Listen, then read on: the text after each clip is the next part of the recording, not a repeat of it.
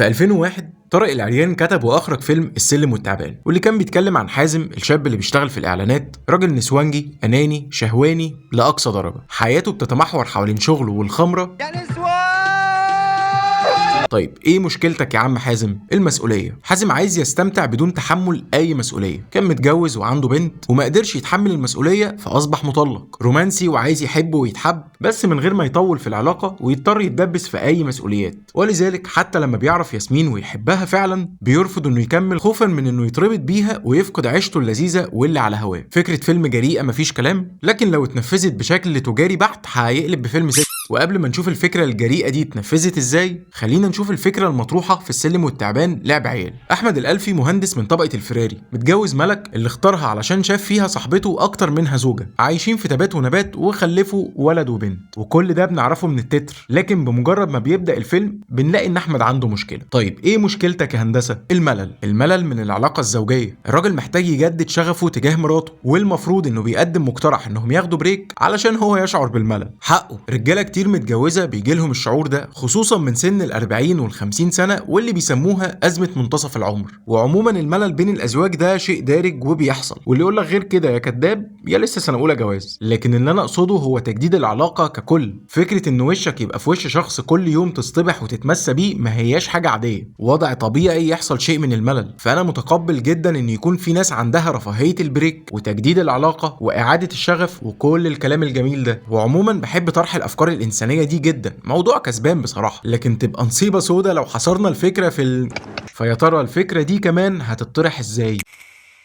في 2001 طريقة طرح فيلم السلم والتعبان كانت جريئة جدا وجديدة بعض الشيء على الجمهور. عالم الاتنين الأصحاب اللي حياتهم بتتلخص حوالين الشرب والشقط، محور الكون بالنسبة لهم هما الحاجتين دول، في الشغل بعد الشغل صبح ليل ما وراهمش غير الستات يا الكلام عن الستات، وطبعا كده كده بيشربوا ملذة وطاب من أي حاجة حرام. وفي وسط العكعكة الكتير دي بنشوف قصة حازم وياسمين اللي بتبتدي بأنه بيقرر يشقطها زي أي واحدة، وبتتطور علاقته بيها بأنه بيحبها، ثم بيقاوم نفسه وبيحاول يرفض وجودها ويرجع لحياته الطبيعية، ثم بيستسلم وبيغير من نفسه وبيتجوزها. شبه طريقة الطرح دي جدا حصل في السلم والتعبان لعب عيال. نفس عالم المهلبية ده برضو، شرب ونسوان وبردعة من البطل وصاحبه، بس المرة دي على نطاق أوسع شوية. يعني هنا البطل وصاحبه واللي معاه في الشغل ومراته وصحاب مراته، والفيلم كله بيضرب يا معلم. ثم في وسط هذا العالم المليء بالكحوليات بنشوف تطور مشكلة البطل والبطلة اللي حكيت لك عنهم من شوية. بالمناسبة أنا مش مع مقولة السينما النظيفة والافلام اللي بتبوظ المجتمع والهري ده. السينما هي السينما يا صديقي، وعليك انك تتقبل او ترفض تتفرج على العمل على حسب ذوقك او رغبتك، لكن رفض وجود نوع معين من الافلام لمجرد انك تفكر انه ممكن يهد مجتمع، فاسمح لي انت كده بتتكلم عن مجتمع هش جدا يحتاج ترميم لاساسياته علشان ما يتاثرش بفيلم ساعة ونص عليه تصنيف حسب نوعه اذا كان مناسب للاطفال او لا. لكن المستفز فنيا في لعب عيال انه قلب حرفيا للعب عيال. اصل ان يبقى هو ده العالم اللي انت راسمهولي ما عنديش مشكله اني اشوفه، في مقابل ان يبقى فيه قصه حقيقيه فيها بدايه ووسط ونهايه، وانك تقدر تخليني اتعاطف مع ابطالها. الفكره المطروحه وهي الملل بين الازواج بمفهومها الشامل فكره عظيمه وحساسه جدا، لكن حصرها في ان الزوج مل من العلاقه الحميميه فقط خلت الموضوع شكله رخيص قوي. وفكره ان مشهد بيسلم مشهد على اما كاسين او سيجاره حشيش بتلف على جروب ستات او كلام فيه ايحاءات طول الوقت، فهنا الموضوع قلب بفيلم تجاري اكتر من انه فيلم بيطرح فكره حلوه، واتسطح من افكار كتير كانت ممكن تضيف للفيلم ابعاد اعمق من السطحيه اللي ظهر بيها. على العكس تماما حصل في 2001. على الرغم من جرأة الفيلم اللي انا شايف انه كان اجرأ وفيه مسحه تجاريه برضه مش قليله خالص، الا ان الفيلم كان متماسك لدرجه كبيره. القصه كان فيها تصاعد منطقي، والمؤلف هنا قدر يخلي المتفرج يتوحد مع الابطال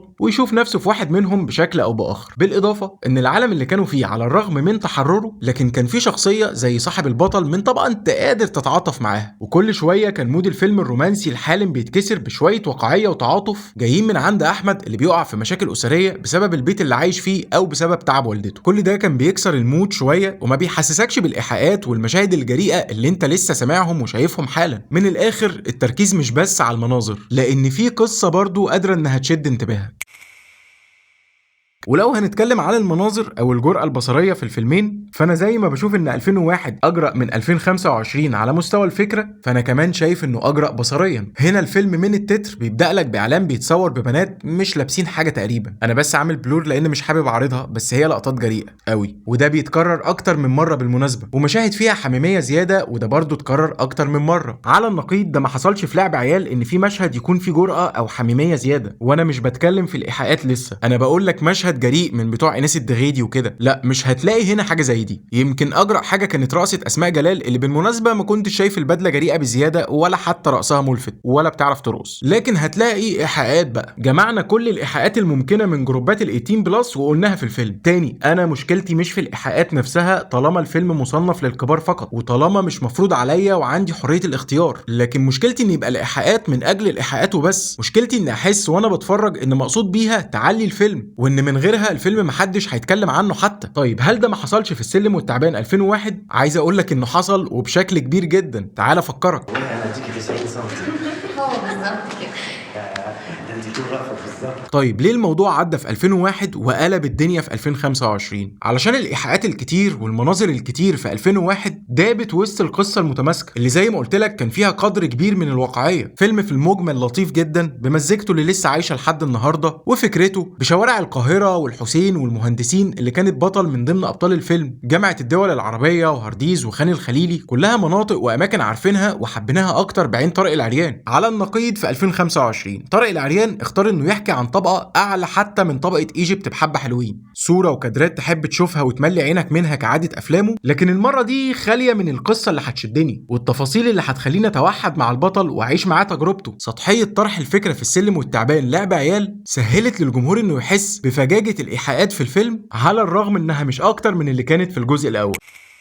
عايز اقول لك ان حتى لو بتميل لفكره ان الفيلم يبوظ الاخلاق وافكاره تهد المجتمع والكلام ده، فحتى في النقطه دي المفروض ان نسخه 2001 افظع بكتير من نسخه 2025، وده لان حازم كان شخص لعبي وعايز يقضيها وبس، واحد بيتعامل مع الستات زي ما بيتعامل مع السمك كده. يا ابني المتعه في صيده مش في اكله. وده بيبين قد ايه حازم شخص اناني وشهواني وما بيحبش غير نفسه. على العكس بقى احمد الالفي كان شخص بيحب مراته، وكل اللي كان عايزه انها تتجاوب معاه وتلبس له ممرضه وكده، ودي حاجه مش هتدمر المجتمع ولا هتفسد الاخلاق، على عكس حازم اللي هيخلي الشباب كلهم نسوانجيه وكده، طبعا ده بالمنظور الضيق بتاع افساد المجتمع يعني. فاللي انا عايز اقوله ان السلم والتعبان لعب عيال ما هوش افظع ولا اجرأ من نسخه 2001، هو بس فيلم تجاري شايفه اتقدم بسطحيه على عكس الجزء الاول. والحقيقه ان الفيلمين اصلا مش من اجرأ الافلام في اخر 10 ولا 20 ولا حتى 50 سنه، كلنا عارفين وشفنا نجوم ونجمات كبار عملوا اكتر من كده 100 مره من مشاهد فيها عري او جرأة او حتى ايحاءات.